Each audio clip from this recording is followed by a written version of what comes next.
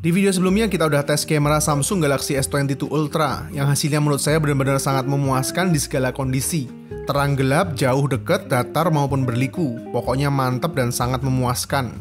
Nah, jujur saya lumayan penasaran sejauh apa kemampuan dari adiknya, yaitu Samsung Galaxy S22 Plus, yang punya perbedaan harga lebih murah 3 juta. Khususnya di ranah yang paling saya suka yaitu fotografinya. Kira-kira seberapa worth it kualitas kamera Samsung Galaxy S22 Plus ini kalau dibanding S22 Ultra? Yuk kita buktiin bareng-bareng.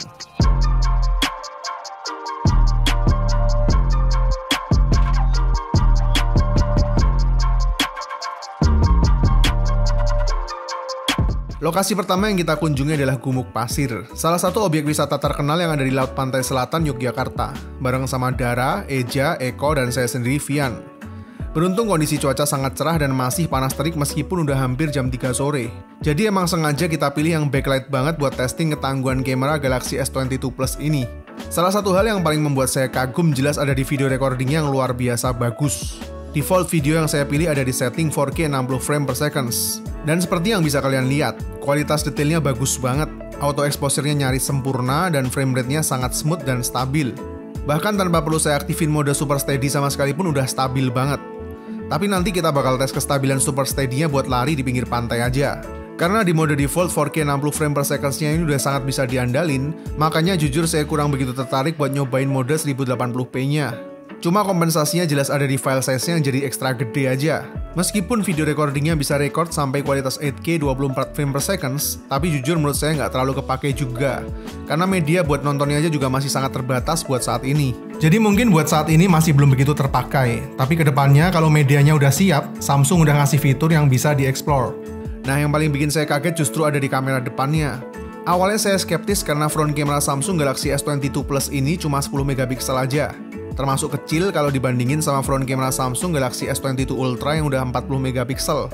Saya pikir bakal jauh banget lah kualitasnya. Tapi ternyata, coba lihat ini.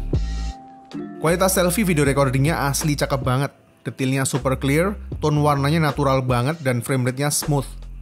Bahkan buat recording di 4K 60 frame per second sekalipun. Hai guys, kali ini aku lagi selfie video pakai mode 4K 60 fps. Portrait videonya juga separasi objeknya rapi banget. Mantap. Jujur kalau ini nggak beda jauh kualitasnya kalau dibandingin sama Galaxy S22 Ultra-nya.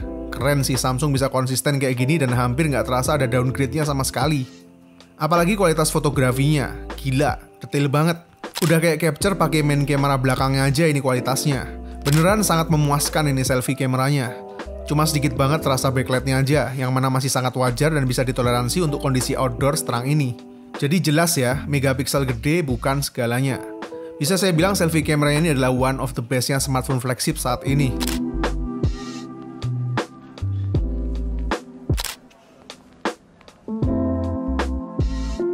Jadi Samsung Galaxy S20 Plus ini punya triple rear camera yang masing-masing 12 megapiksel ultra wide, 50 megapiksel wide angle, dan 10 megapiksel telephoto 3 kali optical zoom.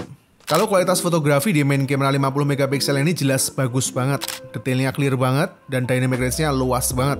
Buat foto di kondisi panas banget kayak gini juga sangat aman, dan yang saya suka, main kamera ini meskipun pakai lensa wide, tapi saya nggak terlalu ngerasain distorsi yang kadang sudutnya terasa jauh lebih luas. Jadi kalau buat foto-foto artistik masih dapat banget angle-nya. Nggak harus pakai mode portrait atau 3 kali zoom-nya buat dapetin angle yang bebas distorsi. Nah, tapi kalau kita pakai 3 kali optical zoom-nya ini masih bisa dibilang oke aja. Jelas masih belum bisa di-compare sama main kameranya. Detailnya masih nggak setajam main kameranya dan masih terasa kesulitan buat handle backlight. Kalau di sini baru terasa perbedaannya dibanding Galaxy S22 Ultra yang 3 kali optical zoom dan 3 kali portraitnya masih punya kualitas hampir setara sama main kameranya. Tapi di mode portraitnya separasi objeknya termasuk luar biasa. Coba lihat ini. Dimensi antara dahan dan objek di belakangnya bisa rapi banget dan akurat banget kayak gini separasinya. Asli keren. Detailnya cakep dan bokehnya deep banget. Meskipun masih beda dengan Galaxy S22 Ultra yang jauh lebih akurat dalam memilih fokus, karena udah punya dedicated sensor laser autofocus. Tapi overall mode portraitnya jelas sudah cakep banget dan memuaskan. Selain itu, layar display ini bakal sangat dicintai sama para fotografer dan content creator. Soalnya punya peak brightness nyampe 1750 nits. Jadi masih bisa lihat jelas banget warnanya meskipun ada di bawah sinar matahari terik yang silau banget kayak gini. Dan meskipun kondisi silau kayak gini, saya juga cukup kagum sama lensa ultra wide-nya ini. Soalnya terkadang malah mode ultra wide-nya ini lebih bagus nanganin backlight dibanding sama main kameranya. Coba lihat, fokus dan detailnya masih bagus di kondisi backlight. Dan warnanya masih tetap konsisten. Angle-nya luas dan minim distorsi. Mantap.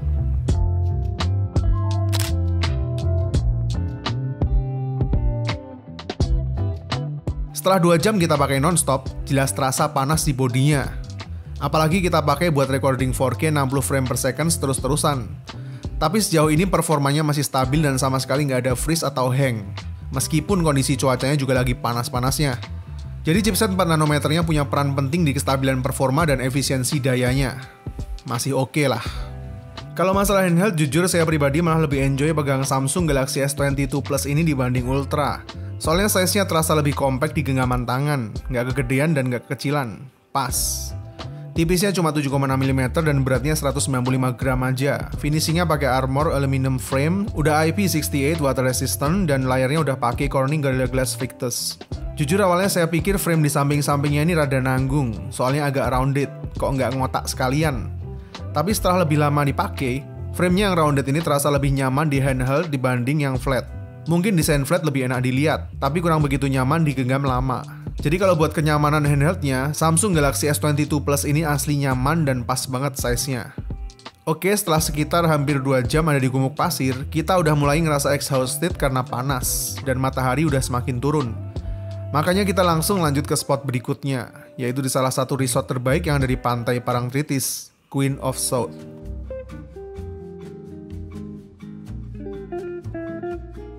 Sambil nungguin Dara ganti baju dan touch up, saya record beberapa video dan capture foto lagi sebelum sunset. What a beautiful view.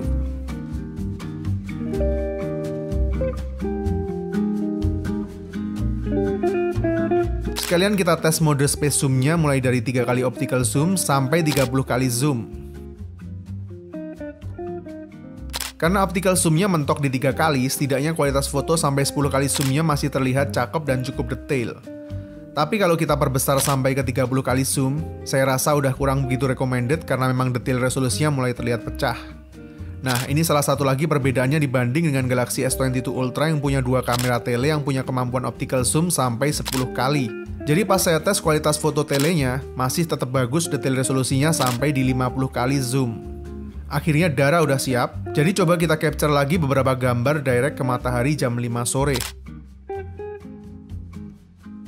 Di kondisi pencahayaan jam 5 sore gini, dynamic range-nya jadi terlihat semakin luas dan mantap. Coba lihat seberapa detail kameranya bisa capture tekstur langit yang ada di belakang. Dan saya akui selfie fotografinya di mode portraitnya ini juga udah cakep pakai banget. Detail dan rapi. Buat yang suka vlogging, saya jamin bakal sangat puas sekali. Portrait video kamera belakangnya terlihat sinematik banget, tapi bikin frame rate-nya menurun. Cuma kalau buat konsep sinematik ya terasa cocok aja, karena sinematik video itu terlihat lebih dramatis di 25 frame per seconds.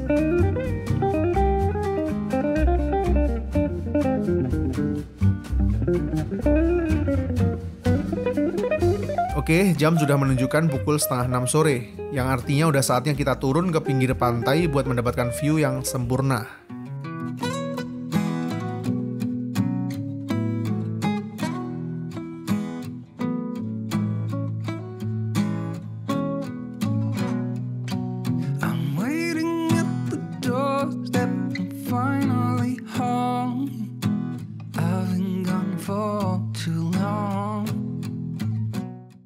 Gila kan cakepnya.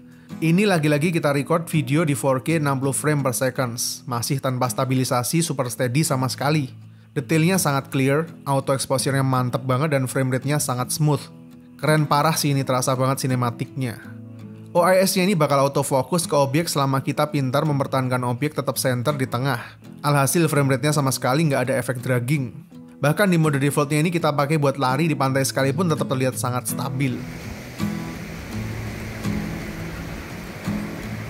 Jujur aja stabilisasi super steady-nya ini menurut saya lebih cocok khusus dipakai di kondisi yang ekstrim banget aja.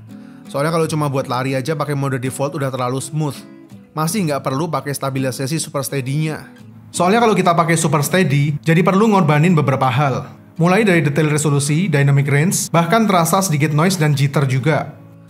Super Steady ini cocoknya dipakai buat skenario yang sangat ekstrim aja. Misalnya kayak naik jet ski, berkuda, atau bahkan terjun payung. Kalau itu baru kepake stabilisasinya. Oke, karena udah hampir jam 6:30 malam, kita berempat memutuskan untuk istirahat dan makan malam di resto hotel. Sambil menunggu hari semakin gelap buat testing kemampuan nightography-nya Samsung Galaxy S22 Plus ini. Apakah fitur nightography-nya bakal setangguh punya Galaxy S22 Ultra yang pernah kita tes nyaris perfect di kondisi low light? Kita buktiin bareng-bareng setelah break.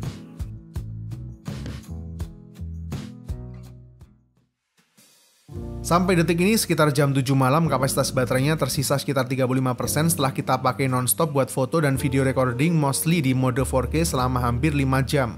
Jadi durability baterai 4500 mAh ini menurut saya termasuk tangguh. Dan performa chipset 4 nanometernya cukup stabil dan efisien. Sama sekali nggak ada kendala meskipun digeber non-stop dari siang sampai malam. Karena udah cukup gelap, kita lanjutin night fotografinya. Bisa dilihat kondisi aktualnya minim banget sama cahaya seperti ini. Dan ini hasil mode malamnya.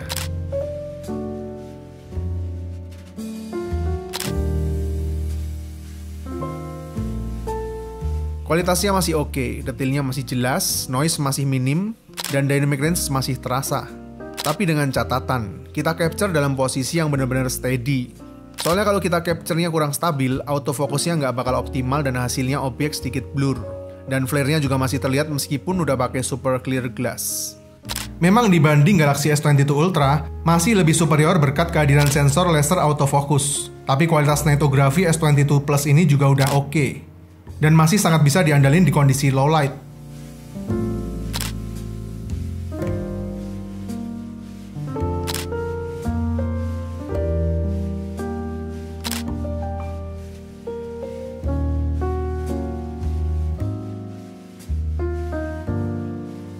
Oke, kesimpulannya. Saya rasa Galaxy S22 Plus ini ternyata punya marketnya sendiri. Bukan hanya sekedar versi downgrade dari Galaxy S22 Ultra seperti yang saya pikir sebelumnya. Menurut saya Galaxy S22 Plus ini lebih cocok buat market yang lebih casual dibanding Galaxy S22 Ultra yang lebih pro. Karena Samsung Galaxy S22 Plus ini bagi saya pribadi punya size dan handheld yang lebih compact dan nyaman untuk dibawa-bawa. Selain itu, fitur-fitur fotografinya juga fokus ke kebutuhan-kebutuhan fotografi yang lebih simple dan casual. Punya kualitas main camera dan selfie yang sangat identik dengan Galaxy S22 Ultra, apalagi kualitas video recording depan maupun belakangnya yang bisa dibilang juga sama bagusnya. Meskipun tentu aja nggak punya fitur selengkap versi Ultranya, tapi perbedaan paling signifikannya cuma ada di nightography dan lensa telenya. Selain itu overall masih 11-12 lah, masih sangat recommended dan memuaskan untuk sebuah smartphone flagship. Overall secara skor, kalau Galaxy S22 Ultra fotografinya saya kasih skor 9,5, maka Galaxy S22 Plus ini saya kasih 8,5. Jadi udah termasuk memuaskan, mengingat punya rentang harga 3 juta rupiah juga. Tapi kalau kamu ingin performa dan experience terbaik dan terlengkap, ya sekalian ambil Galaxy S22 Ultra aja kalau emang budgetnya cukup. Tapi kalau kamu pengguna yang lebih casual, maka Galaxy S22 Plus ini udah sangat saya rekomendasiin. Saya Vian, see you in the next videos.